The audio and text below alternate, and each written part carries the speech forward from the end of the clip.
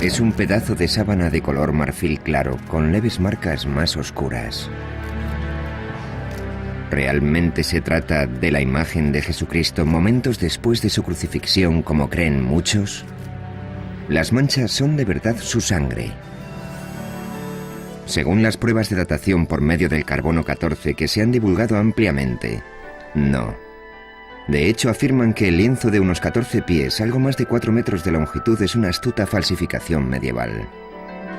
Sin embargo, informaciones recientes han suscitado serias dudas sobre la precisión de la datación con el método del carbono. Una vez más, los científicos están dedicando todos sus esfuerzos a encontrar una respuesta a la antigua pregunta: ¿es esta una imagen de Jesús crucificado? La tecnología moderna ha abierto nuevas vías para poder conocer en profundidad la historia de la Sábana Santa.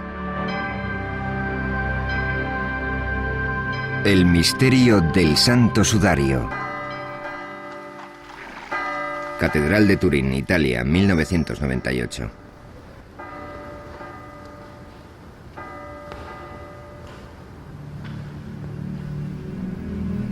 Desde el año 1400, la sábana santa o santa síndone ha salido de su caja de plata en numerosas ocasiones. Se ha colgado de los balcones para celebrar bodas reales y ha sido expuesta ante las maravilladas miradas de innumerables peregrinos. La sábana apareció por vez primera en Europa en el año 1355 y ya era famosa durante los peores años de la Muerte Negra, época en la que las multitudes hicieron cola para poder verla y época también en la que Gutenberg perfeccionó la imprenta y Colón descubrió América.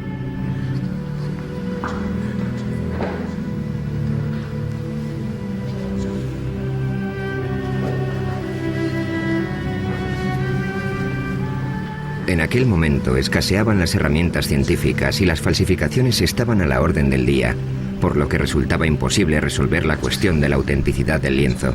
El público en su gran mayoría aceptaba que la sábana era auténtica, pero el debate entre ciencia y religión no había hecho nada más que empezar. En 1898, la Iglesia permitió que se examinara la sábana a través de la mirada imparcial de un nuevo invento: una cámara.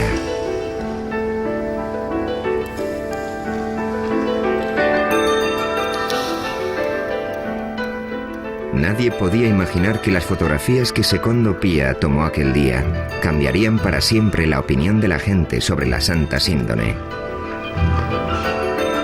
Y es que cuando la placa de cristal salió de la solución de revelado, el fotógrafo vio un rostro nítido y claro, algo que nunca antes se había visto en el lienzo. Comprendió enseguida que la misteriosa imagen del sudario había sido el negativo y que lo que él contemplaba entonces era el positivo. En sus manos sostenía una imagen que marcaría el inicio de todo un siglo de investigación científica. Turín, 1998. 100 años después de que se tomara la primera fotografía, la ciudad de Turín se prepara para otra exposición pública del lienzo. En todo ese tiempo, la sábana santa se había convertido en la pieza de arte más estudiada de toda la historia de la humanidad. Se está preparando un nuevo emplazamiento de alta tecnología para albergarla.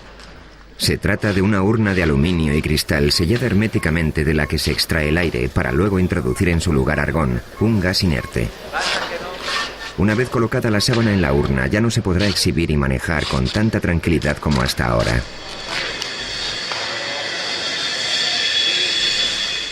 Toda esta actividad puede resultar sorprendente si consideramos que las pruebas efectuadas con el método del carbono son correctas y la sábana, por tanto, no es más que una falsificación.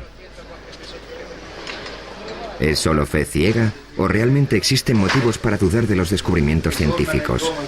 El lienzo vuelve a estar en el centro de la polémica. Existe una entrada lateral sin señalizar y los guardias garantizan el acceso restringido a la sala.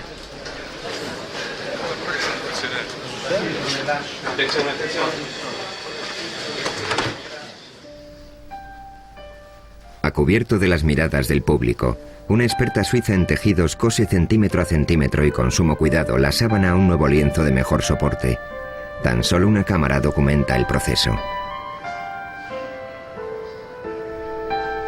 Para el conservador del sudario no existe duda alguna sobre quién era la persona a la que una vez cubrió este lienzo.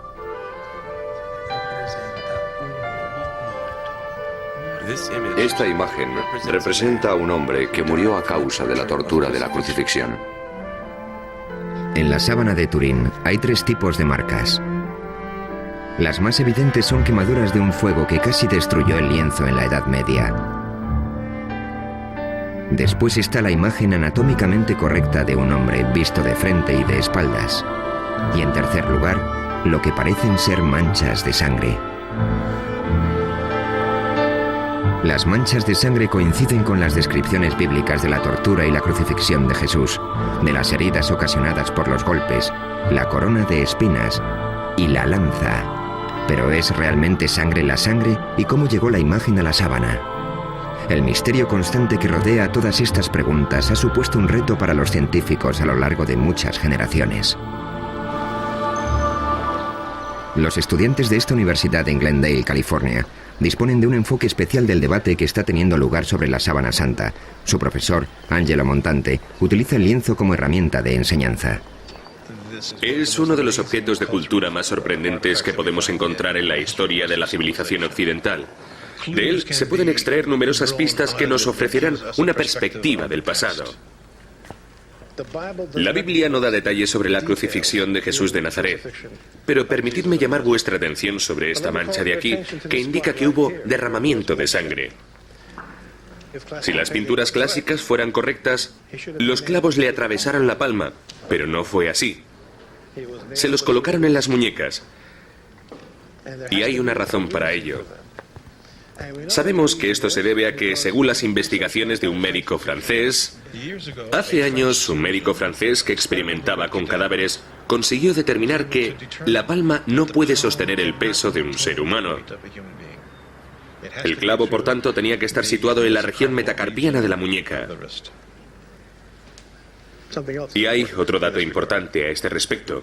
Si a una persona le clavas un objeto punzante en esta zona, el nervio medio queda presionado y cuando esto sucede, el pulgar se retrae. Si os fijáis, en esta figura no se aprecian por ningún lado los pulgares. Esto es algo muy preciso. ¿Cómo es posible que un falsificador lo supiera?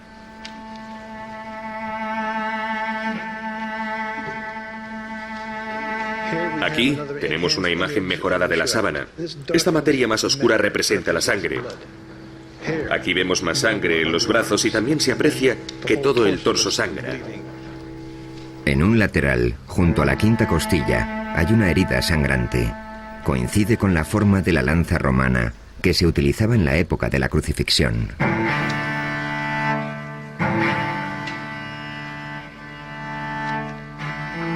En la sábana hay mucha sangre, tanta que no puedes evitar asombrarte de la crueldad de los romanos, que tanto dolor le causaron a este hombre. La crueldad que refleja la sábana supera con creces la mayoría de las versiones artísticas de la Pasión de Cristo. ¿Por qué un falsificador habría representado más de lo que la gente esperaba ver? Las vetas de sangre no muy grandes que aparecían en la espalda y las piernas del hombre del lienzo desconcertaron a los investigadores durante años, hasta que se dieron cuenta de que coincidían exactamente con la peculiar forma del látigo del siglo I, el flagrum. Lo que tengo en la mano es una réplica de un instrumento de tortura romano llamado flagrum. Al final de cada correa podéis ver unas pesitas. Observar que entre las dos existe un espacio.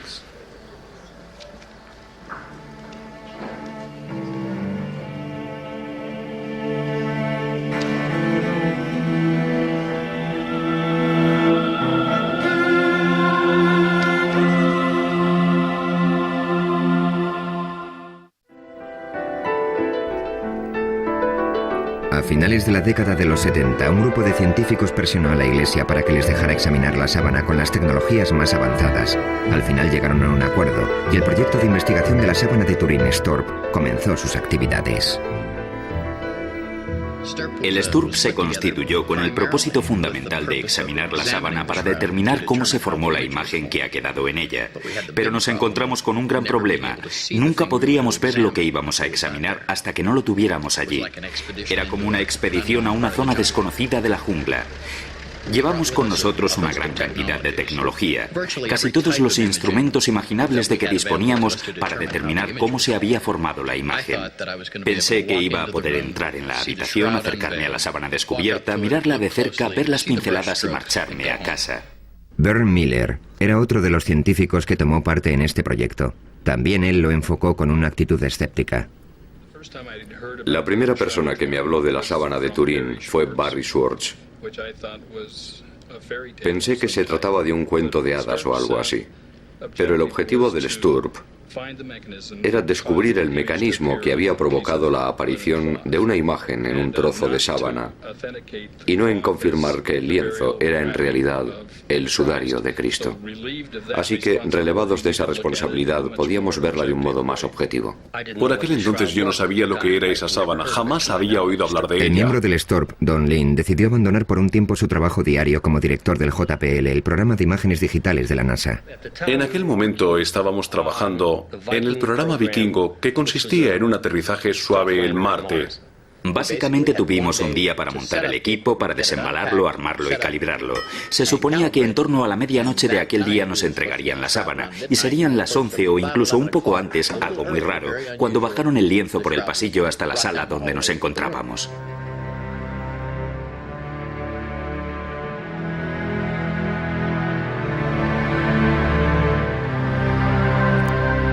Uno de los primeros experimentos que se llevaron a cabo con la sábana consistía en separar la tela del lienzo de refuerzo por una pequeña zona de aproximadamente unos 7 centímetros y medio. Eso nos permitió ver la parte de atrás de la sábana, la parte inferior del Santo Sudario de Turín, por primera vez en 400 años. Esta imagen corresponde al momento exacto en el que dieron la primera ojeada a la parte inferior de la sábana.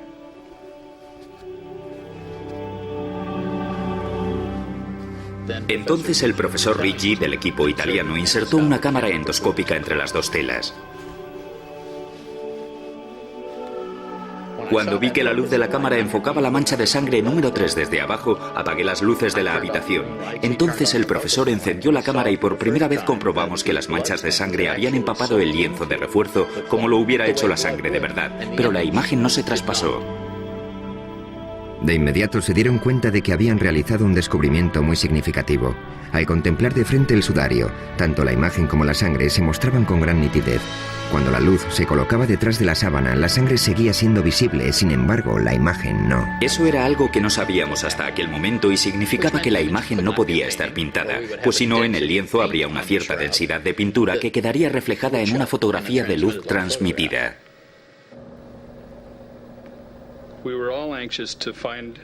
Todos estábamos deseando averiguar si la sangre era real o no. Cuando examiné por primera vez el lienzo, durante todas esas pruebas, no creí que la sangre fuera real. Era roja y parecía fresca, demasiado para una sangre con 2000 años de antigüedad. Para determinar si era real, tomamos muestras en una cinta de superficie adhesiva y la examinamos en el laboratorio más tarde. Pasaron varios meses antes de que determináramos que era sangre de verdad. En la siguiente diapositiva vemos la sangre sobre el entramado de la tela, los micropuntos de esta foto. ¿Es esta la sangre de Jesús?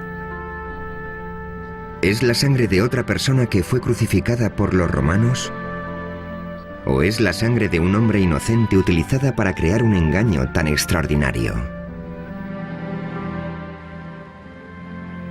Una de las teorías de la formación de la imagen en la sábana afirmaba que podía ser una quemadura, porque su color es muy similar al que aparece con el uso en una funda de una tabla de planchar. A una luz normal, la quemadura y la imagen parecen idénticas. Las quemaduras emiten destellos fluorescentes cuando se las expone a la luz ultravioleta, así que utilizamos esta, pero no se veía la imagen del cuerpo. Obtuvimos imágenes maravillosas de las quemaduras que había en el sudario, pero ni rastro de la imagen del cuerpo, lo que demostraba que no podía ser una quemadura.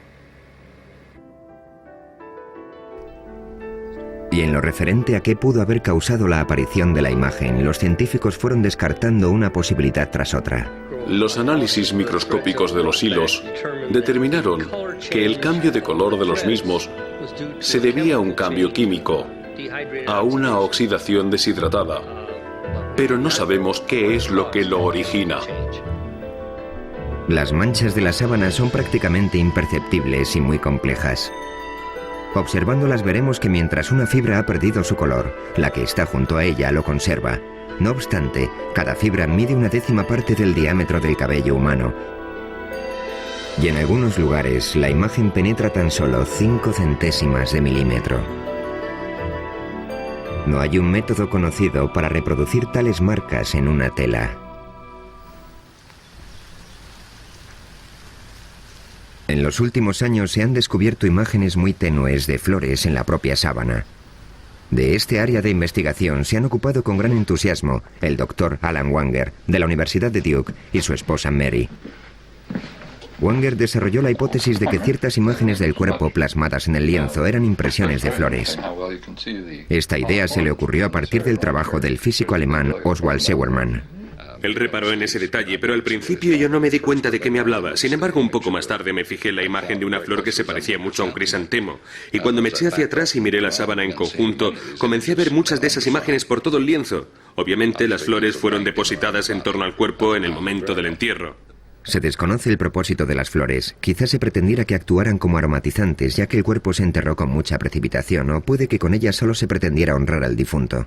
Y tras estudiar con mucha minuciosidad la sábana, creemos haber identificado en ella 28 de estas flores. Wanger estudió los detalles del lienzo y los comparó con fotografías de plantas vivas que se asemejaban a las de la sábana. Además, conseguimos determinar la época de floración de esas variedades concretas y todas florecen en marzo o en abril, es decir, en la época en que tenía lugar la Pascua judía, época de la crucifixión. Mar Muerto, Israel. La mayor parte de las plantas que identificaron los Wanger parecían ser originarias del área de Jerusalén. El matrimonio hizo partícipe de sus descubrimientos al botánico más importante de Israel, Avinoam Danin. Utilicé detalles de la morfología de las plantas y tuve el placer de confirmar sus observaciones. Entonces estuve estudiando la sábana cada vez con más atención y localicé y señalé aquí unos 12 o 13 objetos botánicos. Una de las plantas, el Zygophyllum dumosum, fue la prueba clave para el botánico Danin. No solo vio su imagen en la sábana, sino que encontró detalles aún más precisos que los Wanger. ¿Descansó esta planta en un tiempo sobre la Santa Síndone de Turín? Aquí vemos la imagen de una Zygophyllum dumosum. La hoja de invierno es así. Y este es el pétalo. La Zygophyllum dumosum crece tan solo en un lugar del mundo, en un pequeño reducto cerca de Jerusalén. Las 4 hojas que encontré están tan claras que puedo afirmar que el tallo de Zygophyllum dumosum fue depositado sobre la sábana en primavera. Además, podría decirles que es imposible que el lienzo se hiciera en otro lugar del mundo. Tuvo que ser aquí.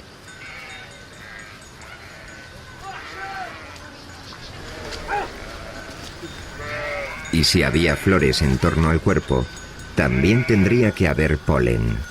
El polen puede durar miles de años y a través del microscopio se pueden diferenciar y distinguir todas las variedades. Eran pistas demasiado pequeñas para el ojo humano que esperaban la llegada del detective apropiado. En 1973, el criminólogo suizo Max Frey obtuvo una autorización para tomar muestras del polen del tejido de la sábana santa y las conservó en portaobjetos de cristal. Este hombre, que contaba con una formación en botánica, pasó años analizando su contenido de polen. Falleció antes de poder terminar y publicar sus conclusiones, pero otros continuaron su labor. Con la ayuda de las tecnologías más novedosas, pueden identificar con exactitud cada grano de polen y averiguar a qué planta corresponde. Uri Baruch es el experto en polen más importante de Israel. Trabaja con el Dr. Danin y se encarga de calcular el tipo y la frecuencia del polen que contienen los portaobjetos de Frey. Pensé que también había algunas bayas con el mismo tipo de polen, pero todavía no las hemos encontrado. Es el primer caso que vemos de este tipo de polen. El objetivo es determinar exactamente qué plantas rodeaban el cuerpo y cuáles eran las especies predominantes. De los 58 tipos de polen identificados hasta el momento, 28 de las plantas que los producen tan solo existen en Oriente Medio, prueba de que la sábana pasó aquí una parte de su historia.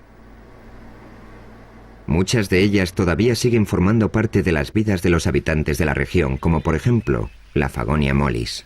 Los bizantinos establecidos al sur del Sinaí utilizan las hojas de la Fagonia mollis para sanar heridas superficiales. Toman los tallos y las hojas verdes, los queman y usan la ceniza para colocarla sobre las heridas. La llaman uraga.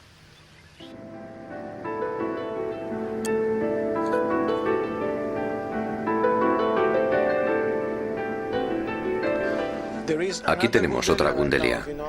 En las placas normalmente hay una gran densidad de polen procedente de una planta llamada Gundelia turnefoti. Esta muestra en particular procede de una zona junto a la cabeza del hombre del lienzo. Puedes ver las espinas, ¿de acuerdo? Aquí hay una, aquí hay una, aquí hay una. La planta que dejó tanto polen en esta zona del lienzo se podría reconocer por su flor, pero es más conocida por otra cosa.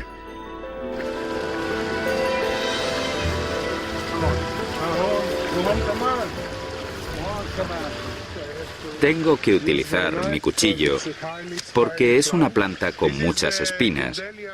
Aquí tenemos una Gundelia torneforti. Es el cardo con la mayor frecuencia de granos de polen en la Santa Síndone de Turín.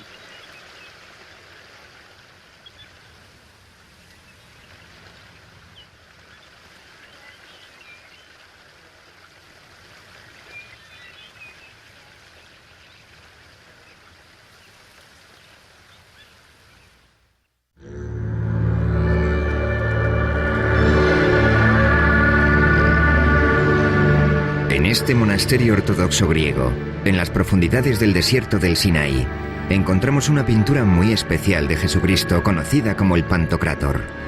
Muchos investigadores están convencidos de que se pintó tomando como referencia la sábana santa. El retrato data del siglo VI.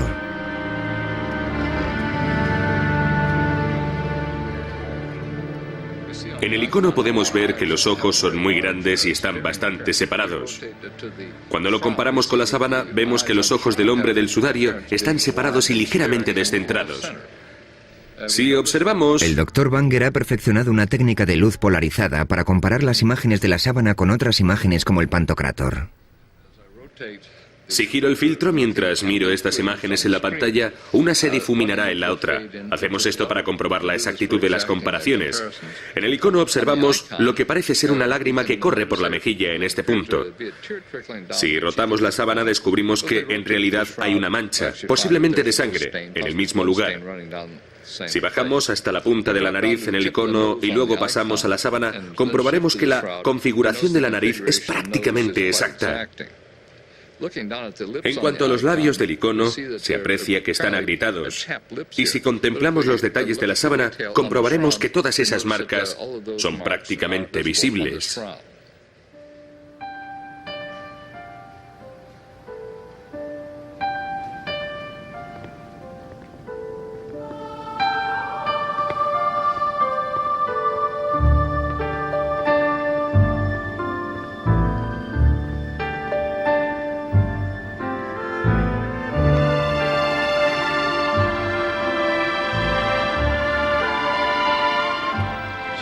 Jesús ha sido la persona más representada de la historia, pero la Biblia jamás describió su aspecto. ¿Cómo sabemos cómo era? ¿Cómo sabemos que llevaba barba y que tenía el pelo largo? ¿De dónde sacaron los artistas su iconografía? El historiador de arte Jack Riley ha realizado un estudio sobre el rostro de Jesús en la pintura. ¿Existe una fuente común para la representación de esta imagen que todos conocemos tan bien?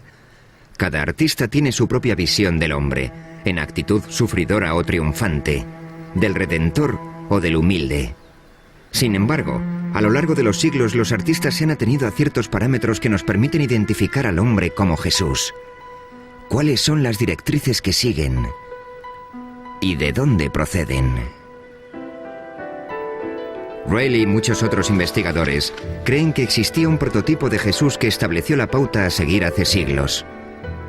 La búsqueda de ese prototipo ha llevado a los investigadores a remontarse a los primeros siglos que siguieron a la muerte de Jesús. ¿Cómo llegaría un artista de esta imagen a esta otra? Aquí tenemos barba, en esa no. Aquí el cabello le cae sobre los hombros y lleva la raya en medio. Ahí no. Este Jesús parece un dios romano. Tiene un aspecto juvenil. No tiene las mismas características. La pregunta es, ¿qué falta? En la década de los 30, el investigador francés Paul Vignon observó ciertas marcas en las pinturas que se habían hecho de Jesucristo a lo largo de muchos años. Estos rasgos llegaron a conocerse como las marcas de Vignon. Ahora veremos algunas. En primer lugar, observen esta línea transversal que cruza la frente de Cristo. Y fíjense en esto, una especie de cuadrado con 3 lados marcados en el caballete de la nariz. Justo debajo hay otro triángulo, en la nariz que es alargada, rasgo muy indicativo de numerosas representaciones de Cristo de aquel periodo. Los especialistas han identificado los ojos, que se asemejan a los de un búho, la nariz alargada y el resto de las marcas de Vignon en la sábana. ¿Acaso la Santa Síndone fue el modelo original de las representaciones posteriores? Aquí tenemos varias reproducciones de algunas pinturas de los siglos XI y XII en las que se aprecian estas marcas geométricas. En primer lugar, justo aquí, en la nariz, se puede ver ese extraño cuadrado geométrico de 3 lados en forma de U. Luego tenemos los ojos, semejantes a los de un búho. También la nariz alargada es una característica. Observen los 2 mechones de cabello que caen sobre la frente. Aparecen en las 4 imágenes. Y no un solo mechón, siempre 2. La coincidencia de todas estas marcas, de todos estos puntos, me lleva a creer que algo influyó en estos artistas.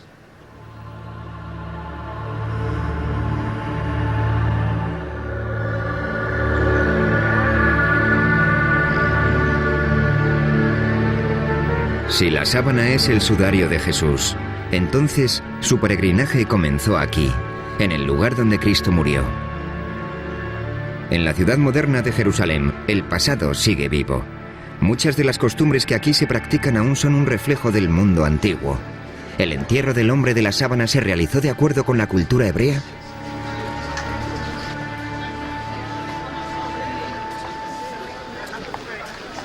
Rabbi Misha Halpern nació en los Estados Unidos y lleva muchos años viviendo en Israel.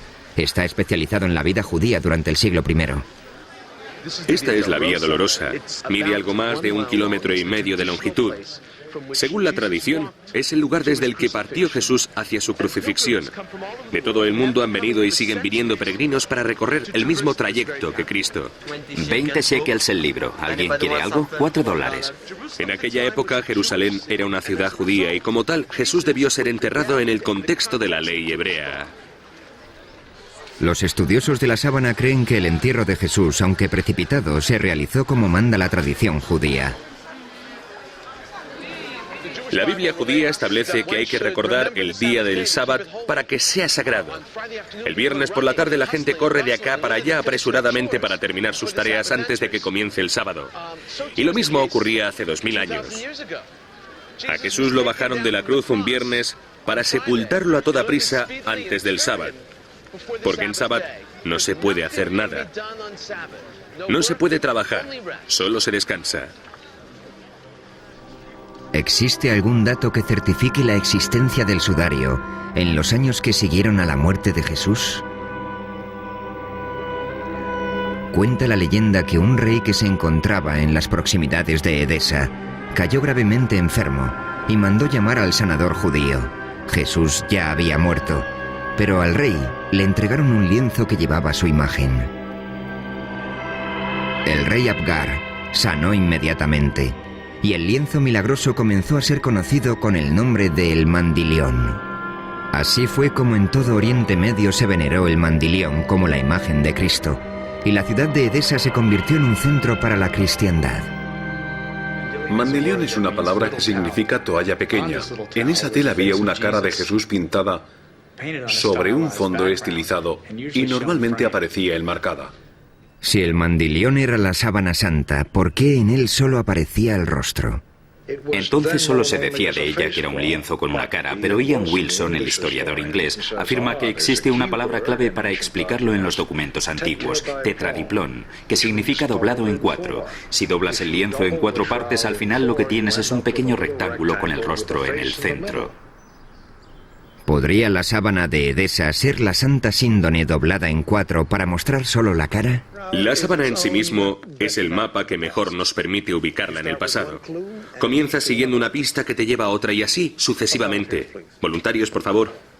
En 1978 el equipo del Sturb descubrió un cierto número de pliegues en el lienzo, de los cuales 8 eran bastante prominentes. Lo que vamos a hacer ahora es reproducir la forma en que estaba doblada la sábana. Las fotografías con luces de descomposición demostraron que sí, que realmente la sábana tiene 8 pliegues. Por supuesto, la fotografía no puede decirnos cuándo se hicieron, pero de lo que sí da fe es de que al menos una vez en su existencia, ese lienzo se dobló 8 veces. El resultado sería un rectángulo con un rostro en el medio.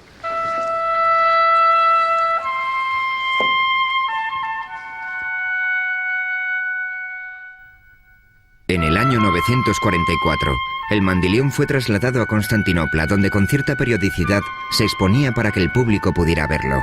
Allí mismo, en el año 1203, un caballero francés de la Cuarta Cruzada dijo haber visto la imagen del cuerpo de Cristo en un lienzo. Un año después, los cruzados saquearon la ciudad y se llevaron el botín a Europa. En este punto finaliza de forma radical el rastro del mandilión y comienza la historia de la sábana santa.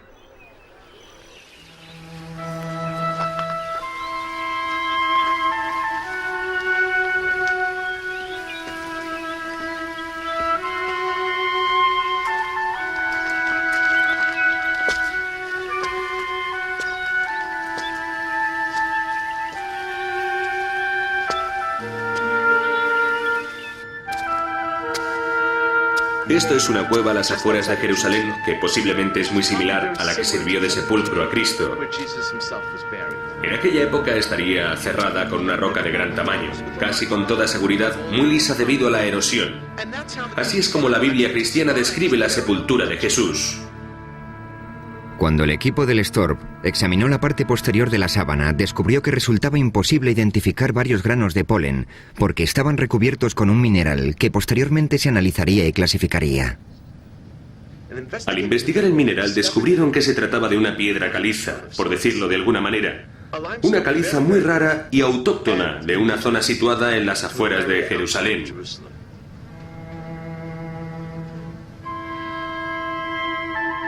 La Santa Síndone está cubierta de sangre, así que deberíamos preguntarnos ¿por qué no lavaron el cuerpo de Jesús como exige el entierro tradicional de la ley judía? La respuesta podría ser la siguiente. Cuando un cuerpo sangra mucho, no se purifica con agua por temor a eliminar toda la sangre. Esa sangre tiene que purificarse con el cuerpo.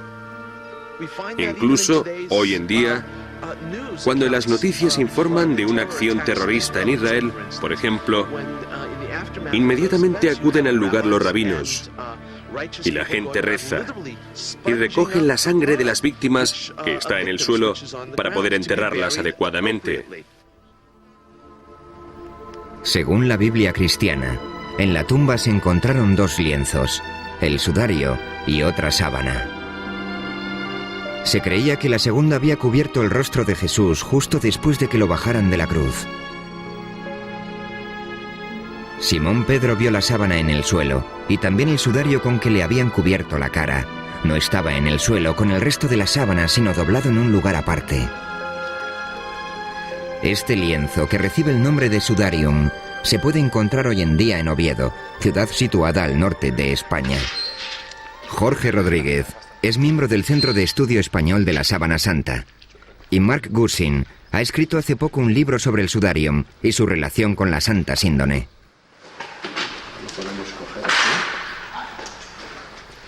El sudarium está cubierto de sangre, pero en él no hay imagen alguna como sucede en la sábana.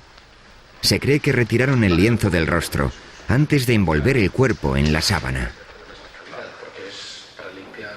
Claro, en realidad es un trapo, sí. El lienzo huye del peligro. Siempre iba por delante de los invasores.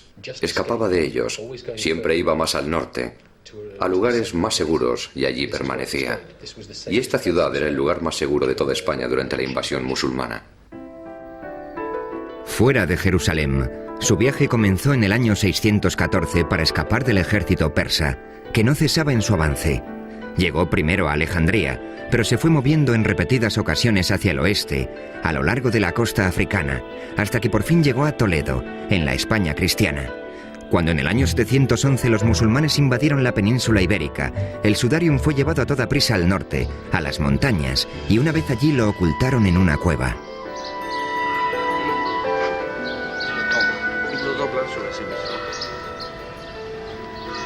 Con ayuda de una réplica, los investigadores muestran cómo se colocó la sábana alrededor del rostro, de forma que absorbiera la sangre y otros fluidos de acuerdo con la costumbre hebrea, siempre respetando el precepto de cubrir el rostro de una víctima de la violencia y de mantenerlo tapado para que la sangre no se separara del cuerpo. Esto supone que ha estado cogido así, al pelo. Estas manchas son especialmente interesantes porque coinciden exactamente con las que se encontraron en la parte de la sábana que reproduce la espalda del cuerpo, en el dorso. Son las manchas de la sangre que emanó de las heridas producidas por la corona de espinas y que quedó en el pelo. Y aquí son las mismas exactamente. Recientemente el doctor Alan Banger ha efectuado un análisis con la ayuda de un vídeo casero que revela las notables similitudes entre el sudarium y la sábana santa. Es el rostro de la sábana superpuesto al del sudarium. De las manchas de sangre, esta es la que aparece más marcada y una de las que más fácil resulta localizar es esta de aquí. Si bajamos a la zona de la nariz, vemos que existen coincidencias aquí abajo, y si nos movemos hacia la zona del pelo, aquí, también vemos que las manchas de sangre coinciden. La sangre hallada en el lienzo de Oviedo era del tipo AB, idéntica a la que se encontró en la sábana.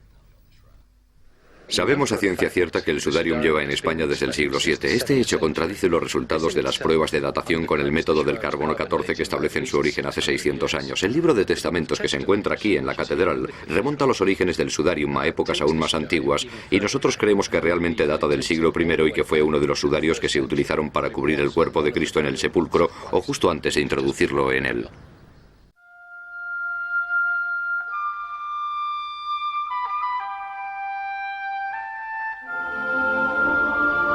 En 1988, las pruebas del carbono 14 concluyeron que el lienzo no tenía más de 600 años de antigüedad.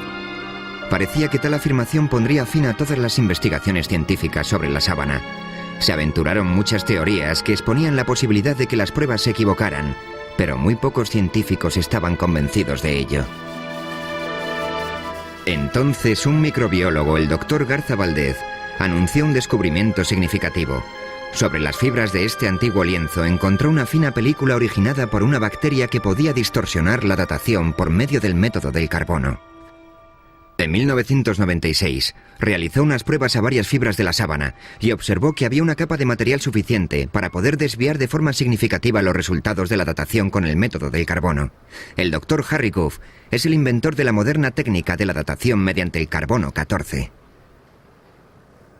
La contaminación bacteriana es algo de lo que no eran conscientes las personas que llevaron a cabo la datación con el método del carbono. De hecho, no creo que nadie conociera su existencia hasta que Garza Valdez descubrió esta posibilidad. Y aunque lo hubieran sabido, los procesos de limpiado que utilizaban no lo hubieran tenido en cuenta. Así que no había modo alguno de que hubieran podido establecer con total exactitud la fecha de origen del material de la sábana. Cuando comenzaron a cuestionarse los resultados de la datación mediante este método, los científicos pusieron manos a la obra para encontrar una forma de separar la película de material bioplástico del tejido original. Cuando el procedimiento para separar la celulosa de la película bioplástica esté bien determinado, creo que estaremos preparados para ofrecernos a realizar otra datación de la sábana con el método del carbono 14. Si se aceptará nuestra oferta o no, es algo que no está claro. En lo referente a la datación mediante la prueba del carbono, existe aún otro factor que, de demostrarse, desestimaría todos los resultados obtenidos hasta el momento: la radiación. Si lo que dicen los físicos es correcto, es una imagen proyectada. En otras palabras, casi vienen a decir que quizás el cuerpo estuviera flotando en medio del sudario y que toda la proyección incidía en ángulos rectos en el cuerpo. Esta imagen está directamente tomada del cuerpo, que está paralelo a la gravedad. Es algo tan extraordinario que la única explicación posible es que se trate de fenómenos de radiación. La radiación puede ser el único modo de explicar los recientes descubrimientos, según los cuales la imagen sería como una placa de rayos X que revela estructuras internas del cuerpo. Ahora estamos viendo los huesos, los metacarpianos, que son estos. Pero lo más sorprendente es que cuando nos movemos hacia la zona de la muñeca y vamos superponiendo la radiografía, podemos identificar todos los huesos de la muñeca de la sábana de Turín. Vemos que los rasgos del esqueleto en la profundidad del cuerpo consisten en una especie de radiación de rayos X. Por eso opinamos que la imagen, en lugar de derivarse del contacto directo de la sangre y demás, está formada básicamente por esta notable y única situación de radiación. Si superponemos una calavera al rostro que aparece en la sábana, vemos que se aprecian estructuras internas con notable claridad. Aquí observamos que lo que estamos viendo son las imágenes de los dientes. A medida que vamos alternando una imagen con otra, vemos que en la sábana aparecen los dientes con sus raíces y todo. Entonces, ¿cuál es la fuente de la radiación? Algunos investigadores opinan que también tienen la respuesta a esa incógnita. Creo que esta imagen quedó plasmada en la sábana debido a la transformación que tuvo lugar durante la resurrección. El cuerpo pasó de un medio a otro, y al hacerlo,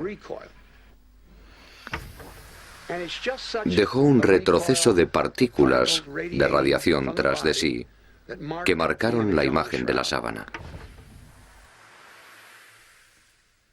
Por eso también hemos conseguido el efecto tridimensional en otras cosas. ¿Qué causa este fenómeno? No lo sé. Y aún más difícil sería explicar cómo se obtiene esa energía de un cadáver.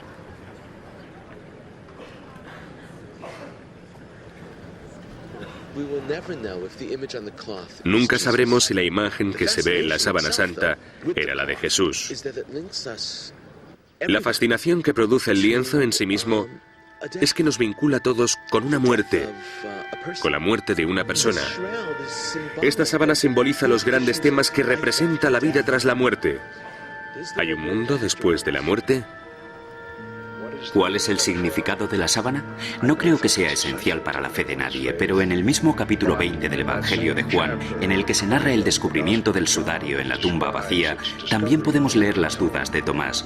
Creo que en el siglo XX sigue habiendo mucha gente cuyos certificados de nacimiento espiritual son de Missouri, es decir, que tienen que ver para creer.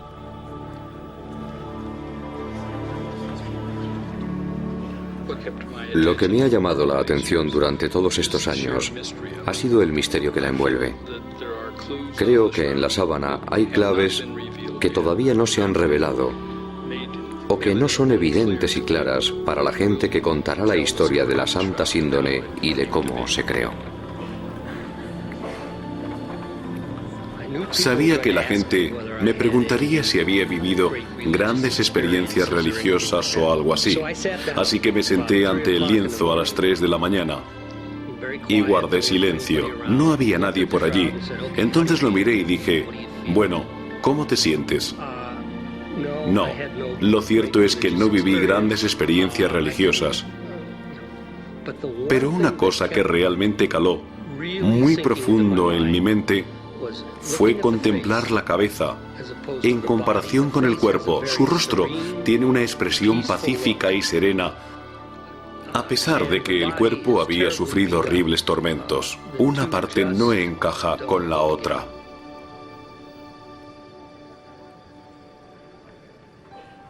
Nuestro equipo pasó cientos de miles de horas estudiándola y después de todo ese tiempo, al recordar que nuestro principal objetivo era determinar cómo se formó la imagen, hubimos de reconocer que no teníamos nada. No podíamos responder a esa pregunta. En definitiva, podíamos decir lo que no era, pero no podíamos decir lo que era.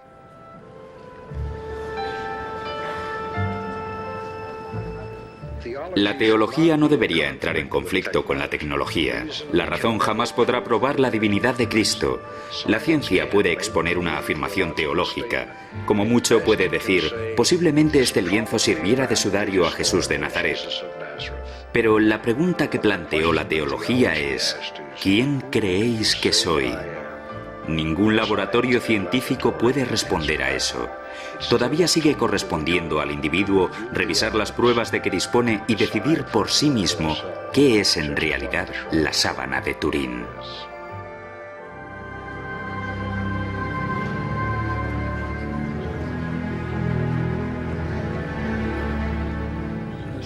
La sábana santa de Turín ha causado en mi vida una impresión más profunda que cualquier otra cosa. Durante más de 20 años absorbió por completo mi atención. Hoy por hoy aún no he terminado con ella y espero que siga siendo el centro de mis esfuerzos durante el resto de mi vida.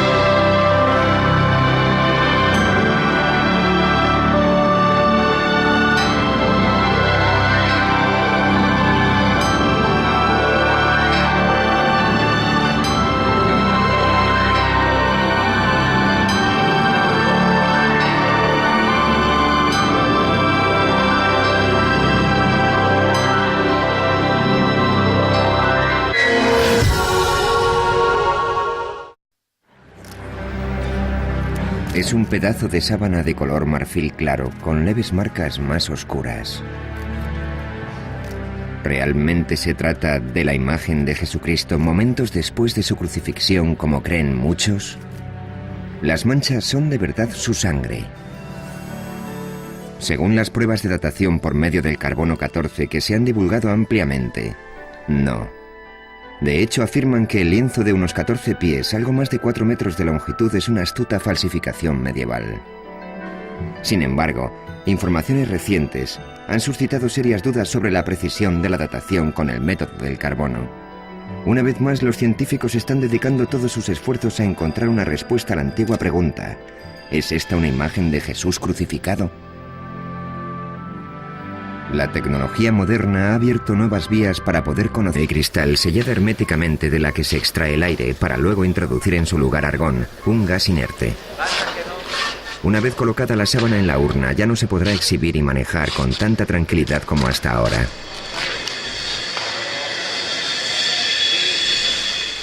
Toda esta actividad puede resultar sorprendente si consideramos que las pruebas efectuadas con el método del carbono son correctas y la sábana, por tanto, no es más que una falsificación. ¿Es solo fe ciega o realmente existen motivos para dudar de los descubrimientos científicos? El lienzo vuelve a estar en el centro de la polémica. Existe una entrada lateral sin señalizar y los guardias garantizan el acceso restringido a la sala.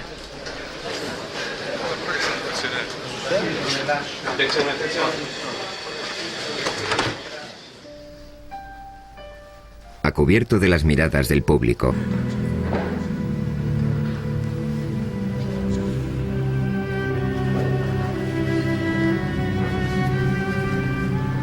En aquel momento escaseaban las herramientas científicas y las falsificaciones estaban a la orden del día, por lo que resultaba imposible resolver la cuestión de la autenticidad del lienzo.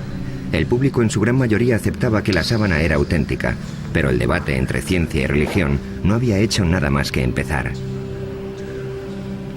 En 1898, la Iglesia permitió que se examinara la sábana a través de la mirada imparcial de un nuevo invento: una cámara.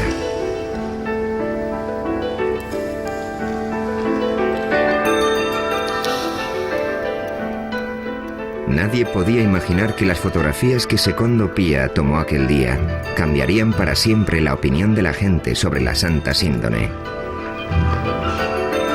Y es que cuando la placa de cristal salió de la solución de revelado, el fotógrafo vio un rostro nítido y claro, algo que nunca antes se había visto en el lienzo. Comprendió enseguida que la misteriosa imagen del sudario había sido el negativo y que lo que él contemplaba entonces era el positivo. En sus manos sostenía una imagen que marcaría el inicio de todo un siglo de investigación científica. Turín, 1998. 100 años después de que se tomara la primera fotografía, la ciudad de Turín se prepara para otra exposición pública del lienzo. En todo ese tiempo, la sábana santa se había convertido en la pieza de arte más estudiada de toda la historia de la humanidad. Se está preparando un nuevo emplazamiento de alta tecnología para albergarla. Se trata de una urna de aluminio en profundidad la historia de la sábana santa. El misterio del Santo Sudario. Catedral de Turín, Italia, 1998.